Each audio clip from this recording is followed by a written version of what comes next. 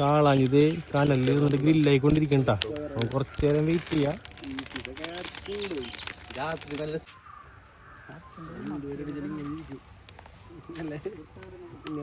പത്തിരുപത് മിനിറ്റ് ശേഷം കാളാഞ്ചി പൊള്ളിച്ചത് റെഡി ആയിട്ടുണ്ട് കേട്ടോ. എടുക്കാൻ പോണ്. നമ്മൾ വാഴലൊക്കെ വെച്ച് അതിലേക്ക് ഇടാൻ പോട്ടാ.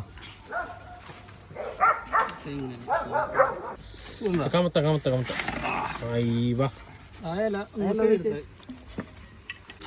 നമ്മളെ കാളാഞ്ചി സെറ്റായിട്ടുണ്ട് കേട്ടാ. ആവി ഇറക്കണ്ട മോനെ. പൊള്ളി സാധനം.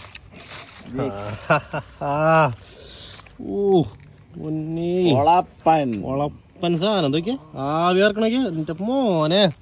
കിലോ സാധനം 2.5 കിലോന്റെ കാളാഞ്ചി എടുക്കണ കെടുപ്പണ്ട. വാഴയിലൊക്കെ ഉറങ്ങുന്നോണ്ട പാവം ഉറങ്ങിക്കോ. കാളാഞ്ചി ഫാൻസ് എസംപുരം സ്പോട്ടഡ് അക്കു പിന്നെ ചേട്ടൻ ഏടാ കാളാഞ്ചി ഫാൻസ്. മാലീവ്സിൽ നാളെ ഇറക്കിയിട്ടുണ്ട് കേട്ടാ കാളാഞ്ചിന്. എങ്ങനെ കളിയാ? നമ്മടെ കാളാഞ്ചിക്കില്ലേ കുറച്ച് ചെറുനാരങ്ങ കൂടെ ലാസ്റ്റ് ഒന്ന് പിഴിഞ്ഞിട്ട് ഒരു ചെറിയ ഫ്ലേവറിന് കേട്ടാ. അടിപൊളിയാവും സാധനം. നമ്മുടെ കാളാഞ്ചി പൊള്ളിച്ച് റെഡി ആയിട്ടുണ്ട് കേട്ടാ. നമ്മൾ ഉദ്ഘാടന കർമ്മത്തിലേക്ക് നടക്കണ്.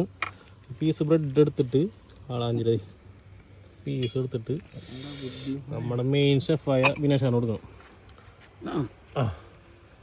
കഴിച്ചിട്ടായി വിനേഷടാ. അങ്ങനെ കിട്ടില്ലൻ.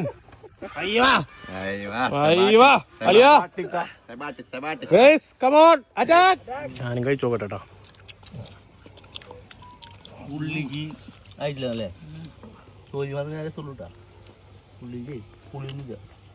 കിട്ടില്ല കാളാഞ്ചി മക്കളെ. ഇതൊക്കെയാണ് വൈബ്. സൺഡേ വൈബ് എന്ന് പറയുന്നത് വൈബ്. നല്ല സ്വീറ്റ് ബ്രെഡ് ഇങ്ങനെ എടുക്കാം. അതൊക്കെ കാളാഞ്ചി ഇങ്ങനെ ഒരു പീസ് ഇങ്ങനെ എടുക്കാം. അതൊക്കെ ആവി ഇറക്കണൊക്കെ എൻ്റെ മക്കളെ.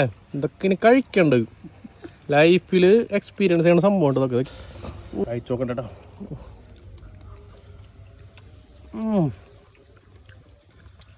ഒന്നും പറയാനില്ല. അടിപൊളി സാധനം. കിട്ടില്ല മീറ്റ് ഇട്ടാ അല്ലേ. സോഫ്റ്റ് പുട്ട് കഴിക്കുമ്പോ എങ്ങനെ അത്ര നല്ല കിട്ടില്ല സാധനം. Must try item. നിങ്ങൾക്ക് അടുത്ത എവിടെയെങ്കിലും കാളാഞ്ചി കിട്ടുന്നുണ്ടെങ്കിൽ ഇതുപോലെ വാങ്ങി ഗ്രില്ലടിച്ച് കഴിച്ചു നോക്ക്. കിട്ടില്ല സാധനം. ഞാൻ കഴിക്കട്ടെ. അപ്പൊ അടുത്തൊരു വീഡിയോയിലാണ്. Bye bye.